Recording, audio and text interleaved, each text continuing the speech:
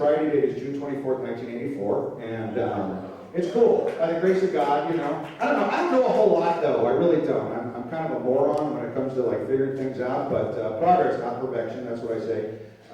Now that I'm not doing stupid crap, or trying not to as much as my life, I have time to experiment. And I did an experiment the other day, and this is weird. I don't know if you know this, but if you put a seashell up here, you can hear the ocean. The other day I took an empty coffee cup and an ashtray. I swore I heard a meeting.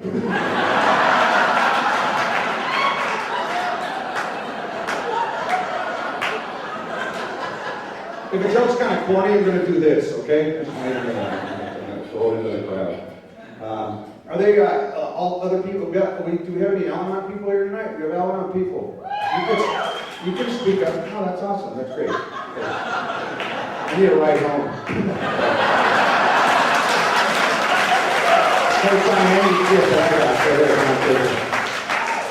No, my ex-wife is a huge member of Al-Anon. She used to talk so much, we got her in a group called On and On and On.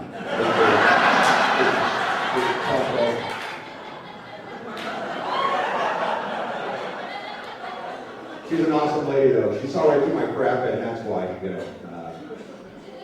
I don't know, I'll just talk about me. I'm glad to be here. Some older people, too. Can I tell you this? Seriously, I was looking around. I've done a lot of NA and OA and AA stuff, conventions all over the place. This has to be really the best-looking recovery group, male and female, that I've seen in a long time. I mean, you look at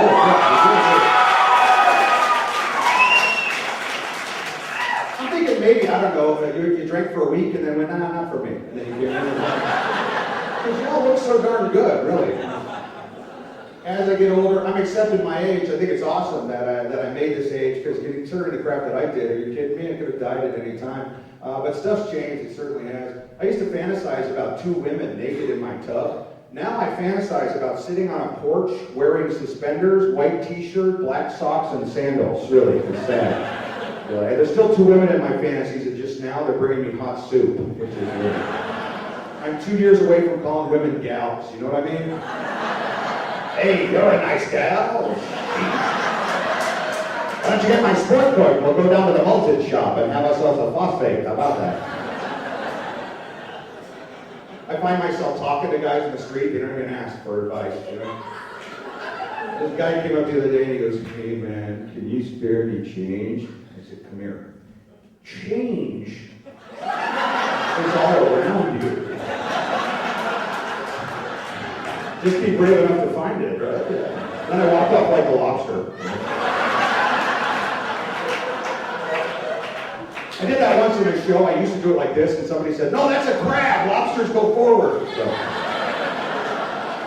technically a correct joke now. But yeah, the guy's probably scratching. That's my motto this year, though. Leave no stone guy unturned.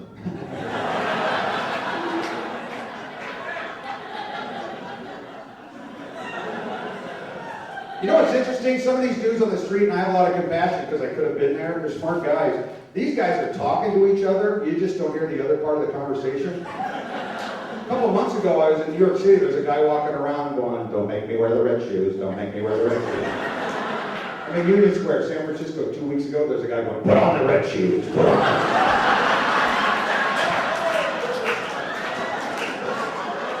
The freaking time delay is what I'm saying. I love your lighting system, by the way. You all are serious about anonymity, aren't you? That's, who found this? This place is awesome, but you know what's cool too? I have done prisons that are set up better than this, really. I'm grateful. It's just the prison yard, go out there. It's all concrete, there's no escape, it's cool. Go out there. Have some smokes, maybe some exercise between now and the dance going. There's a barbecue too, I don't know. Is that to put newcomers' asses on there? I don't know why there's a freaking barbecue, but it's nice. This really is indicative of my career. I've been doing comedy since 1984, and I ended up in a church basement in Sacramento. So it's a culmination of my dream, pretty much. Freaking rally or something. But yeah, things are happening to me. Ear hair. Can anybody explain ear hair? Does anybody? No? I pulled one out and I fell over, so I think it has something to do with balance. Oh, this is great. Things are falling off my body. I went jogging the other day and I kicked my nutsack from behind. I tried to outrun it too, that's a mistake. This is better lay down. Man, I could use some hot soup right now.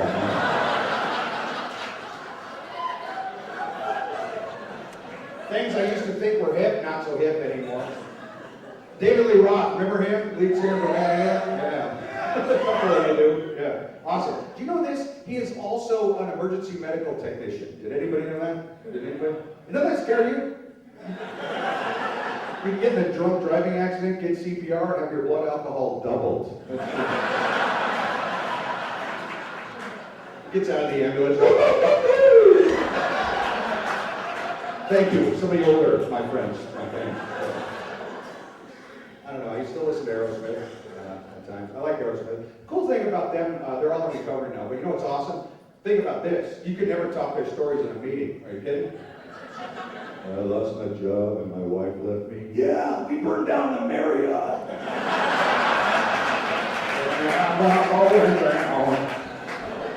Seriously, if you ever meet Steven Tyler, he's like a little raptor shorts. Dude, you're clean? Really? I was crying when I met. I don't know, it's not even a joke. I'm just letting you know how crappy my taste in music is anymore. So. But yeah, I am grateful. You know what's interesting is, here's some fun, by the way, you can have at conventions. And by the way, continue to support, you know, all the AccuPaw events and everything. Go to conventions, those are my favorite. Do this if you're ever bored at a convention. Go into a session that they're tape recording. One of those sessions where they let people answer and ask questions. Just stand up and go, well, I like to say that I think the big book is a whole bunch of bullshit. And I heard that Dr. Bob went down on Bill W. Horse, at least according to my sponsor, Joe Jackson. All passed now. Get the tape and take it to your sponsor's house. Play it for everybody. Because those guys are recording, they don't know anything. They're like, should that go in there? I don't know. Something about Dr. Bob getting 3 volts by Bill? I don't know.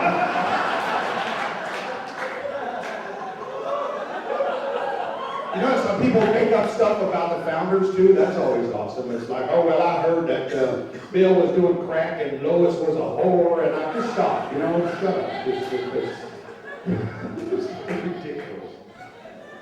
The first, like my first year of sobriety, what I did was I listened to those old school tapes. You know, the types, the masters.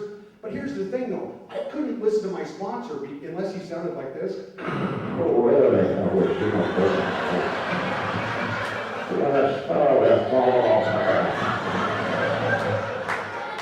Then I was surrounded by monkeys. He ran in. I don't know what happened. David Lee Roth gave him mouth. What? I don't know. I'm so sober tonight, I can't even tell you. All right. I don't even shop at cool places anymore. I went shopping for music. I know where the kids shop for music, though. I mean, I'm hip. I'm on the internet and stuff. Costco. And they have everything I want there. I got a Bon Jovi's box set for $18. Huh? As I was walking to the car, I thought, you know, for $6 more, I could have this band at my house.